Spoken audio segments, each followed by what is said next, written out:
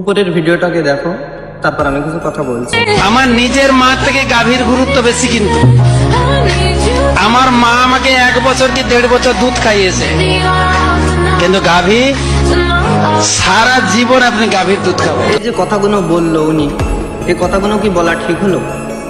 মায়ের দুধের সাথে গাভীর দুধের তুলনা করছে। মায়ের 1 ফোঁটা দুধের ঋণ জীবনেও কেউ শোধ করতে পারবে না, আর গাভীর সাথে তিনি তুলনা করছে। তো আমার এই ভিডিওটা যারা হিন্দু ধর্ম থেকে দেখছো তাদেরকে বলছি, তারা নিজে অবশ্যই কমেন্ট করবা এই কথাটা কি ঠিক বললো না ভুল বলল। মায়ের দুধের সাথে তিনি গাভীকে তুলনা করছে কি করে? উনিও তো এক মায়ের সন্তান নাকি? মায়ের দুধের ঋণ তিনি কোনোদিন শোধ করতে পারবে? জীবনেও পারবে না। সারা পৃথিবীর মানুষ বললেও আমি বিশ্বাস করব না। সবাই কমেন্টে ঠিক জানিয়ে যাবেন এই কথাটা ইনি ঠিক বললো কি ভুল বললো।